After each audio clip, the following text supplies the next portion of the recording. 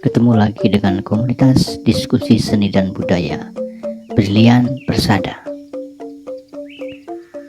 Dalam episode ketiga kita mendengar Lasmi Maharani sangat gelisah dengan perangai Rake Nakabrana. Suaminya itu dipenuhi oleh api dendam terhadap kekuasaan pusat. Benarkah Nakabrana berniat menyertakan putri tunggal mereka ke dalam pemberontakan? Mari kita ikuti kelanjutan kisah Nyanyian Bumi Pertiwi episode keempat.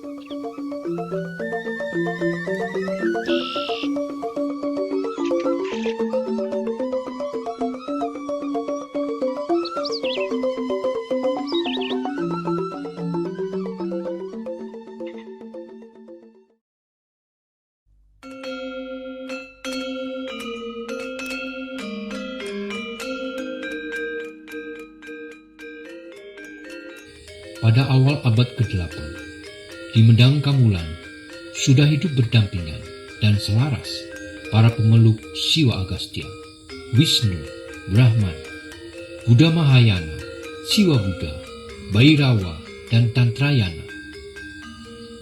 Keberagaman sudah ada sejak dulu di Mataram Medang Kamulan. Dari yang nyata bimbinglah aku pada yang nyata.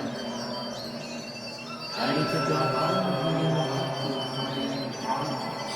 Sayup-sayup suara puja doa dari kitab Upanishad, bagian dari kitab Sruti, berkumandang dari bibir para pedanda, pemangku dan pertapa Hindu di percandian Dihyang.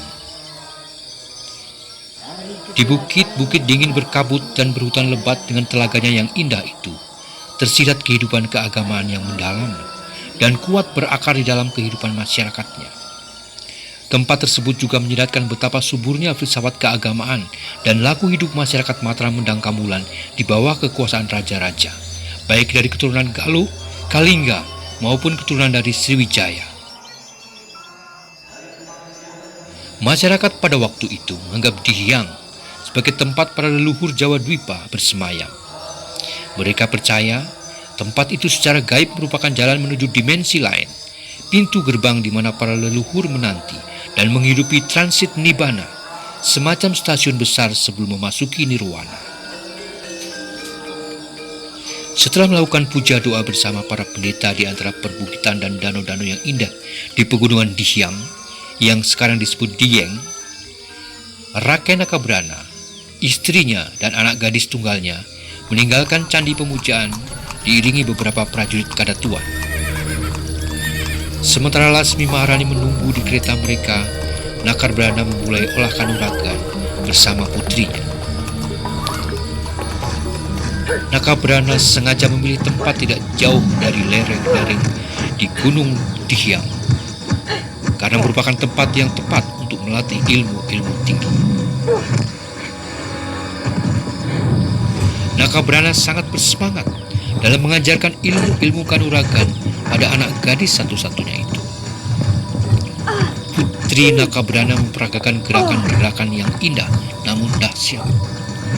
Seperti diasuh oleh alam yang keras, remaja putri ini bergerak ringan bagaikan angin, kokoh seperti batu cadas, lentur namun ulet seperti jati hutan, dan berbahaya seperti macan gunung. Anak gadis yang begitu manis dan cantik itu bernama Ratnaning Puri. Remaja dan rupawan itu kini berubah keras dan pemberang kalau diganggu. Gadis yang dulu begitu lugu dan selalu riang gembira, sekarang berubah menjadi pendiam dan murung.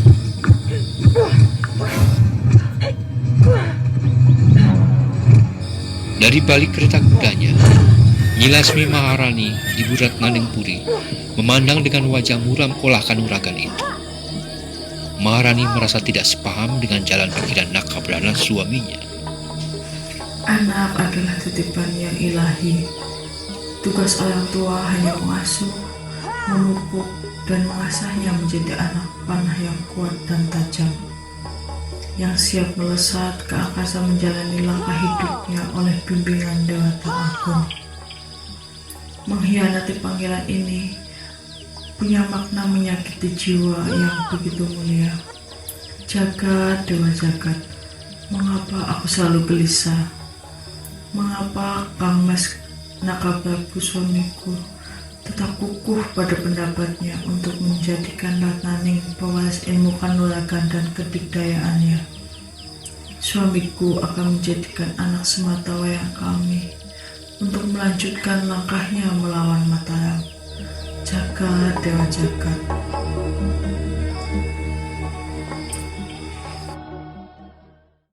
Dengan pikiranmu, tinggi kacaukan serupi, tenang tidak bergoyang lagi, tetap seimbang dalam sanadu, itu berarti engkau mencapai yoga. Dengan pikiranmu, tinggi kacaukan serupi, tenang tidak bergoyang lagi, tetap seimbang dalam sanadu, itu berarti engkau mencapai yoga.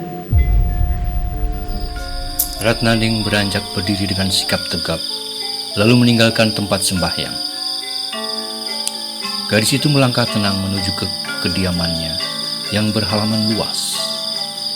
Dalam usianya yang remaja, ia tampak mekar bagai mawar yang harum semerbak. Rambutnya lebat dan hitam, mewarisi ikal tebal ibunya. Wajahnya yang bulat loncong dengan bibir tipis dan hidung mancung adalah tiruan dari wajah Nyi Lasmi Maharani. Itu saja sudah cukup mengungkapkan karunia kecantikan yang nyaris sempurna. Matanya yang terkadang menyala, seperti menyimpan gairah hidup yang maha dahsyat, mewarisi pandangan tajam Nakabrana ayahnya. Kulitnya yang kuning langsat, berpadu dengan bibir dan pipi yang memerah jika terbakar sinar matahari. Tubuhnya yang sangat terlatih di dalam olah kanuragan menunjukkan bakat luar biasa yang diwarisi dari sang ayah.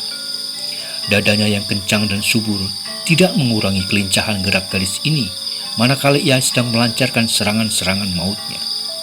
Pasung berlian yang menutup puting susu dan diikat dengan rantai emas menunjukkan bahwa ia seorang keturunan darah biru penguasa daerah. Perpaduan itu melukiskan betapa menarik dan memikatnya gadis ini, seindah Dewi Pratnya Paramita, bidadari tercantik di Swarga Loka. Senja ini, sebagaimana kebiasaannya, Ratnaning Puri akan melatih olah kanuragannya. Maka sesudah mengatur pernafasannya, ia lalu melompat sigap, ringan tetapi cepat. Tahu-tahu ia telah bertengger di atas batu besar. Obor-obor yang mengitari taman di belakang Puri sedikit bergoyang oleh desiran yang ditimbulkan oleh kecepatan dan kekuatan gerak meringankan. Gerak desiran angin berkelebatan dengan sabetan-sabetan patah dan mematikan. Ratnaning melatih jurus-jurus terakhir yang dipadunya menjadi gaya dan jurus miliknya sendiri.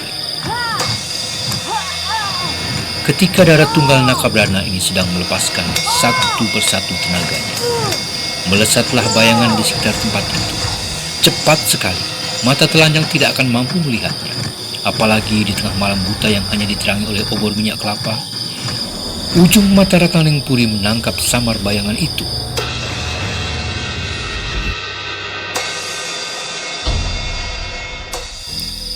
Menyadari ada yang tidak beres, telinga dan penciumannya cepat mengendus. Tahu-tahu gadis itu sudah melompat dan menghilang di balik rerimbunan pohon. Satu tarikan nafas berikutnya, berkelebat bayangan-bayangan yang saling berkejaran keluar masuk taman itu. Gerakan mereka semakin cepat, berdesingan, melesat-lesat bersinggungan, sampai terdengar bunyi keras yang memecah keningan malam. Tubuh seorang lelaki muda terjerembab ke atas tanah. Ratnaning telah melayangkan satu pukulan telak tepat di belakang kepala. Pemuda itu meringis menahan sakit. Pemuda yang tertunduk di atas tanah itu berwajah tampan, dengan alis tipis, bibir tipis, dan tanpa kumis. Matanya tidak terlalu lebar, tetapi menyiratkan kelicikan dan sedikit nakal. Hidungnya agak bengkok, seperti menyiratkan kelicikan. Tubuhnya cukup tinggi meski tidak kekar, cenderung lembek dan banyak memanjakan diri. Ditilik dari cara dia berpakaian dan mengenakan perhiasan, Nampak betul bahwa ia jenis pemuda pesolek yang terlalu sadar pada ketampanannya sendiri. Kini kedua kaki Ratnaling Puri menapak mantap di atas tanah. Tenang, siaga. Dengus Ratnaling. Pemuda itu terbahak, namun cuma sebentar. Satu kedipan mata berikutnya kaki pemuda itu melesak, menyeliding, cepat luar biasa. Kaki Ratnaling Puri bisa patah, tubuh Ratnaling bisa terjungkal dan dijepit sekaligus dengan risiko leher putus. Punggung remuk, karena jepitan kepiting semacam ini isyarat maut. Tenaga dalam pemuda itu penuh. Benarkah pemuda tampan yang baru datang dengan cara pengecut itu akan bisa menumbangkan Ratnaling Puri? Siapakah sebenarnya pemuda pesolek itu? Mampukah Ratnaling Puri menyerap semua ajaran warisan ilmu kanuragan dari Rakai Nakabrana ayahnya? Berhasilkah Nakarbana mencetak anak gadisnya untuk meneruskan perjuangannya sebagai pemberontak? Ikuti terus dongeng Nyanyian Bumi Pertiwi yang dipersembahkan oleh Komunitas Diskusi Seni dan Budaya Berlian Persada.